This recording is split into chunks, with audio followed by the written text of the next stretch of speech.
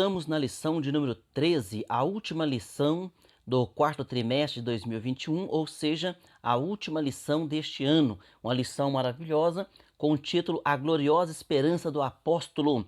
E essa gloriosa esperança do apóstolo Paulo também é a minha e a sua gloriosa esperança, viu? Textuário diz: mas nós que somos do dia, sejamos sóbrios, vestindo-nos da couraça da fé e do amor, e tendo por capacete a esperança da salvação. 1 Tessalonicenses, capítulo 5, e versículo 8. Verdade prática: a esperança gloriosa da volta de Jesus traz sobriedade para as nossas vidas e disposição para exercer a fé e amor em esperança. A leitura bíblica em classe, ela se encontra em 2 Timóteo, no capítulo de número 4, versículos 6 ao 8, e 1 Tessalonicenses, capítulo 5, versículo 1 ao 11. Lembrando que esse capítulo 5 de 1 Tessalonicenses é a continuação do capítulo 4, né? Onde Paulo falava ali do arrebatamento da igreja. O objetivo geral dessa lição é enfatizar a gloriosa esperança dos cristãos. A introdução, então, diz assim: a última lição deste trimestre nos mostra que não podemos perder a esperança do céu em meio ao sofrimento e tribulações. Então, por mais que estejamos, passando por esse sofrimento, por essa pandemia mundial, em esfera mundial, todavia, a nossa esperança é viva. Então, que a nossa esperança, que a esperança do apóstolo Paulo, seja a nossa também. Então, o estudo que nós faremos hoje é para aumentar a nossa fé e a nossa esperança. Primeira parte da lição: a consciência de Paulo diante da morte. No item 1, uma morte como oferta de sacrifício. No item 2, combater o bom combate. No item 3, gratidão e esperança. Vamos lá no item 1. Uma morte como oferta de sacrifício. Então o Espírito Santo, que guiava o apóstolo Paulo em tudo, o fez sentir que o tempo da sua partida estava próximo. Então, quando Paulo é preso lá em Jerusalém, e lá de Jerusalém, ele apela para César, porque ele sabia da lei, ele era cidadão romano. Quando ele apela para César, ele sabia que eles teriam que transportá-lo como prisioneiro para Roma. E o Espírito Santo já tinha falado com ele, que importava também que ele pregasse em Roma. Olha só, hoje os pregadores, para ir em algum lugar pregar, tem que ser de avião, classe A, tantas coisas, hotel de tantas estrelas.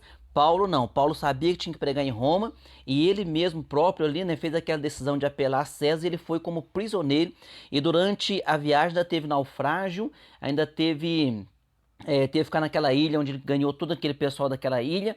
Este verdadeiramente é o evangelista, Este verdadeiramente é um servo de Deus. É preciso ter a consciência de que não é preciso ter a consciência de que, se não encontrarmos o Senhor por meio do arrebatamento da igreja, o encontraremos por meio da morte. Então Paulo tinha certeza disso, tanto é que ele explicou bem para os tessalônicos lá, Porque lá no capítulo 4 ele manda aquela explicação. Por quê? Porque as pessoas estavam partindo para a eternidade, falecendo, e alguns imaginavam que, nossa, esse nosso irmão morreu e não aguardou o arrebatamento. Aí Paulo escreve para eles explicando tudo isso, explicando que o arrebatamento ainda demoraria um pouco, e que as pessoas que estavam morrendo antes do arrebatamento, elas já estavam garantidas em Cristo. No item 2 aqui: combati o bom combate. Em 2 Timóteo 4 e 7 ele escreve isso. Agora o apóstolo faz uma análise de sua trajetória. Então, nessa análise, ele diz da seguinte forma: eu combati o bom combate, acabei a carreira e guardei a fé. Então, que combate nós estamos combatendo? É uma autoanálise que nós devemos fazer. Porque muitas vezes nós somos críticos, Nós somos críticos quanto ao pastor da igreja, nós somos críticos quanto a doutrinas de outras igrejas, nós somos críticos até mesmo contra nós somos críticos até mesmo contra, ou a favor, ou de qualquer maneira, até mesmo na nossa própria igreja, da nossa própria doutrina, Muitas vezes você fala assim: eu estou nesta igreja, mas não concordo com tal coisa. Somos tão críticos.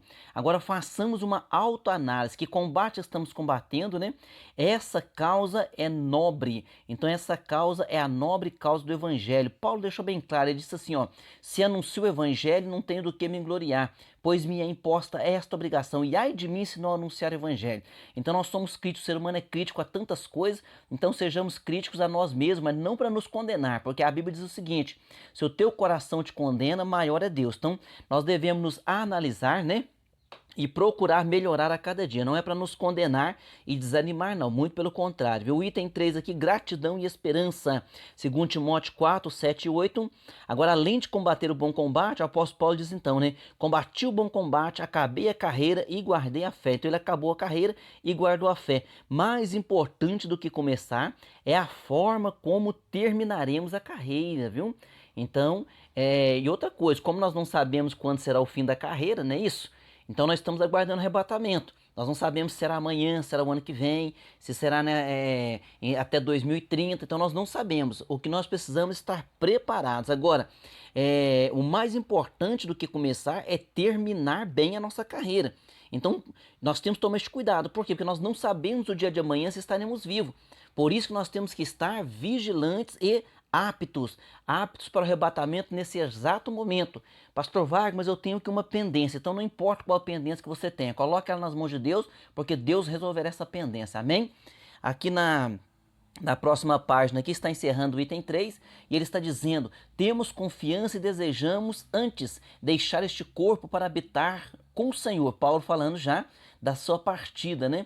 E ele também diz lá em Filipenses 1:23, e partir e estar com Cristo, o que é incomparavelmente melhor. Então Paulo também, ele fala aos filipenses, ele diz o seguinte, ele diz assim, dá a entender que ele está com a dúvida se ele deveria partir ou ainda continuar mais um pouco, né?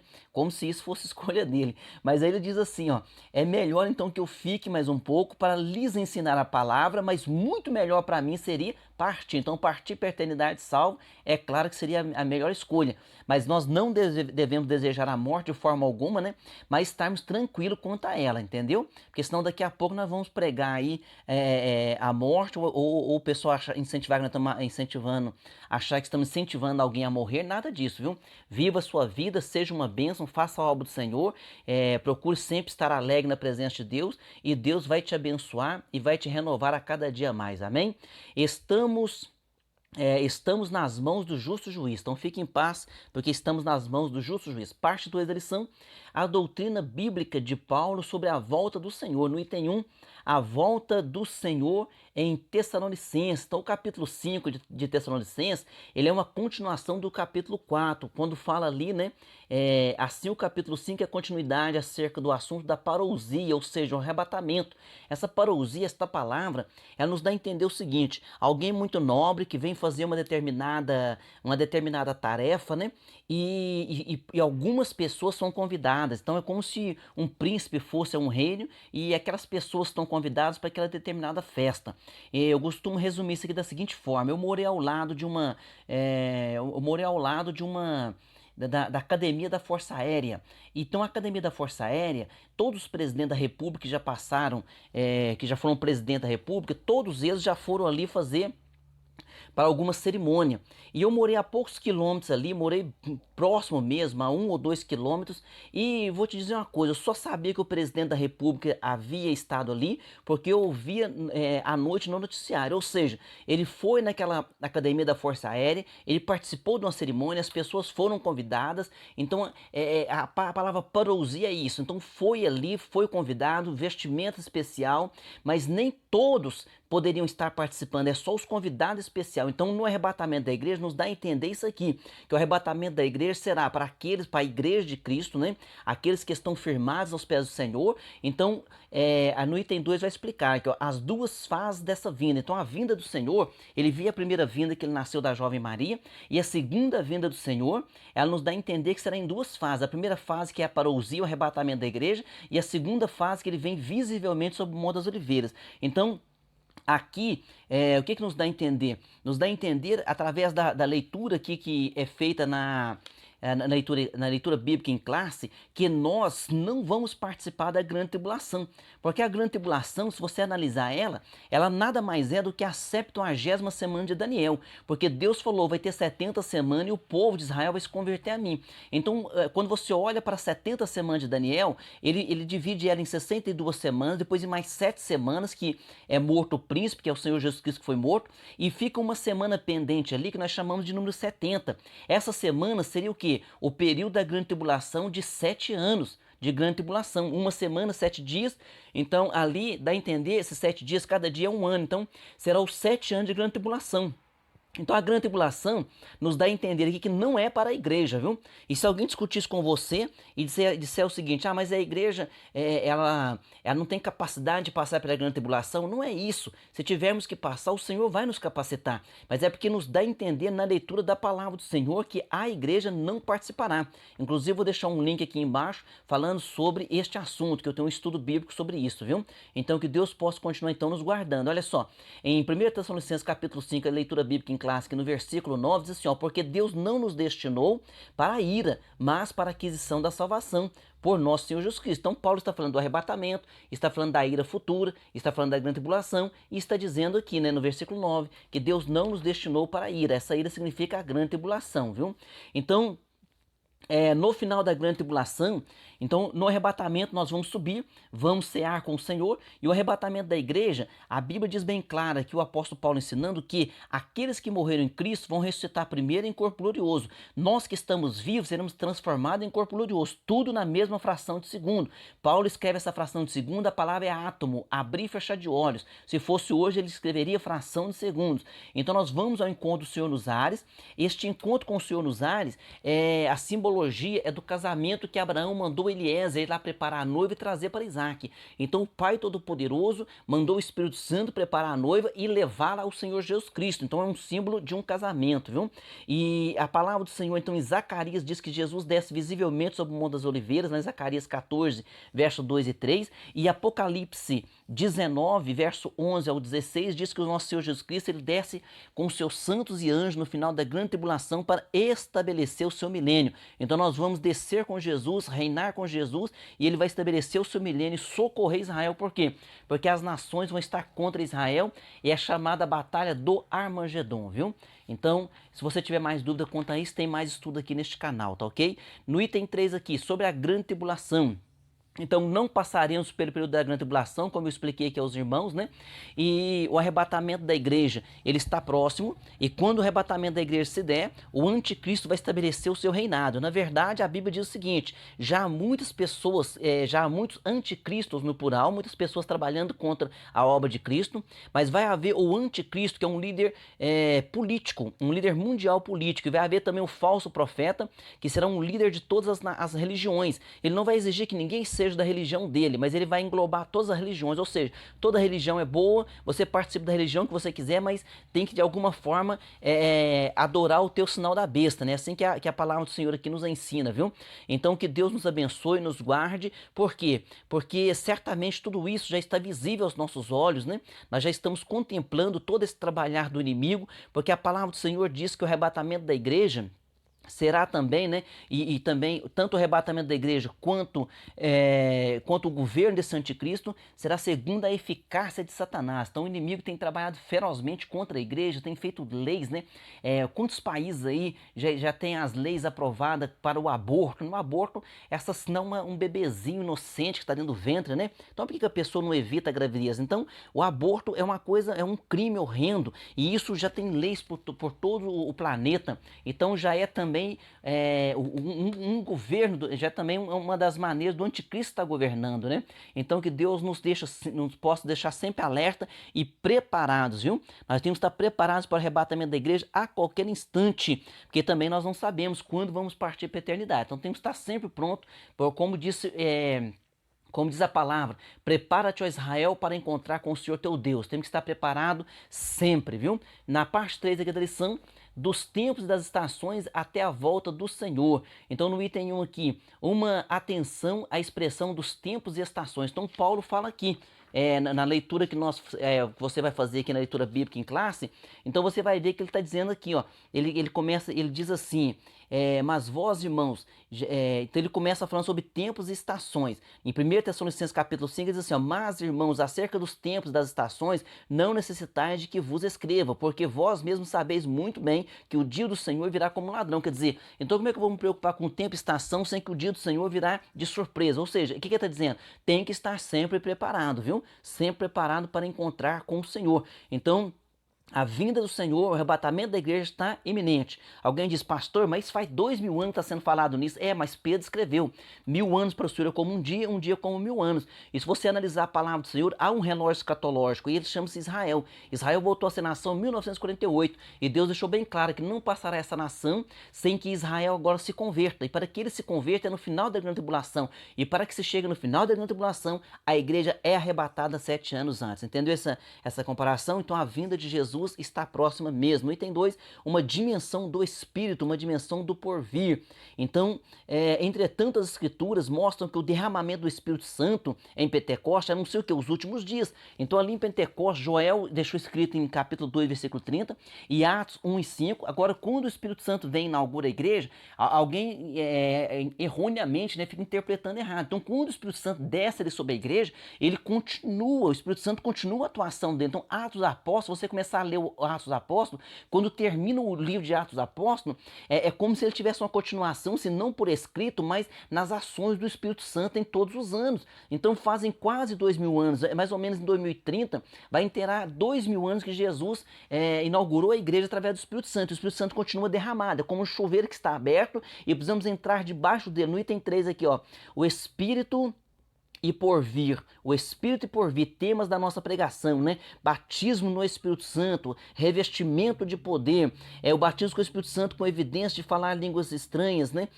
Então a evidência primeira do batismo com o Espírito Santo é falar em línguas estranhas. Então isso continua até nos dias de hoje. Então Deus continua derramando o seu Espírito, por quê? Porque o Espírito Santo, quando veio inaugurar a igreja, que ele foi derramado, ele continua na mesma atuação, na mesma atualidade, para que leve a igreja para o alto. Os irmãos estão entendendo? Então alguém vai dizer, mas será que não cessou o batismo com o Espírito Santo? Não, não cessou nem o batismo, nem o agir do Espírito Santo. Então você que está ouvindo essa mensagem, você está ouvindo ela pelo poder do Espírito Santo. E quando Jesus foi assunto aos céus ali, em Atos dos Apóstolos, aparece 2 anjos, né? E diz assim, varões galileus, por que estáis olhando para o céu? Este Jesus que dentre vós foi recebido no céu, há de vir, assim como para o céu o viste ir. Então os anjos anunciam que Jesus voltará. O próprio Jesus em São João capítulo 14 diz, né, que ele diz assim, eu vou para o Pai, mas virei outra vez e vos levarei para mim mesmo, para que onde eu estiver estejais vós também. Essa é a nossa esperança, é a vinda de Jesus, é a volta do Senhor, e que Deus te abençoe grandemente, amém? Conclusão, a bendita esperança de Paulo deve ser a nossa. Ao longo do ministério do apóstolo, somos estimulados a viver no Espírito e ao mesmo tempo em vigilância, preparando-nos para o encontro com o nosso Senhor. Então vivamos no Espírito, né? E sejamos guiados também pelo Espírito Santo. Amém. Perguntas de número 1. Como o apóstolo via o seu martírio iminente? Ele via como uma oferta apresentada sobre o altar do sacrifício, né? Olha a alegria deste homem, olha a fé deste homem. Que combate devemos combater? Resposta pessoal. Então combata um combate da fé, de esperança, de amor, perdoe as pessoas, ore por elas. Seja uma bênção nas mãos do Senhor, você juntamente com a sua família. Pergunta 3, qual assunto é tratado nos capítulos 4 e 5 de 1 Tessalonicenses? Então o capítulo 4 ele vai explicar sobre o arrebatamento da igreja. Ele diz que aquelas pessoas que estão morrendo antes do arrebatamento, elas já estão garantidas, né? Guardadas no paraíso, aguardando o arrebatamento da igreja. E o capítulo 5 é uma continuidade ali então, ele falando sobre o arrebatamento, sobre a vinda do Senhor Jesus Cristo. Pergunta 4, a igreja passará pela grande tribulação? Não, nós estamos entendendo pelos ensinamentos da Bíblia Sagrada, e principalmente aqui onde nós acabamos de fazer a leitura com vocês, né? Que o apóstolo Paulo então diz aqui, ó, porque Deus não nos destinou para a ira, mas para a aquisição da salvação. Então não é que alguém esteja negando isso, né? Porque a igreja, ela acha que é melhor do que, a igreja de hoje acha que é melhor do que a igreja do passado, que sofreu tanto. Não, a igreja de hoje também está sofrendo. Nós no Brasil não, né?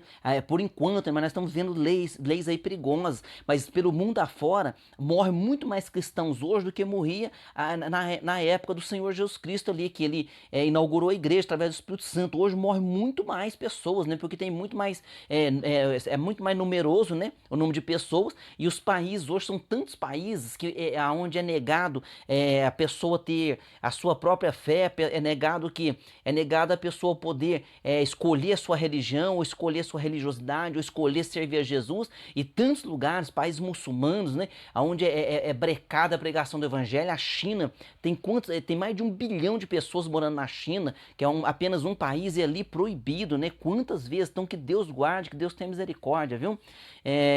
Na pergunta 5, o que as escrituras mostram sobre a relação do batismo no Espírito Santo com os últimos dias? Então a Bíblia deixa bem clara que quando o Espírito Santo desce ali no dia de Pentecostes, que era a festividade de Israel, que Jesus inaugura a igreja, essa descida do Espírito Santo, esse derramamento do Espírito Santo continua até hoje, e que nós possamos ser cheios da graça, cheios do Espírito Santo, e fazer a obra do Senhor com autoridade, fazer a obra do Senhor com alegria e com fortaleza da parte de Deus, em nome de Jesus. Amém?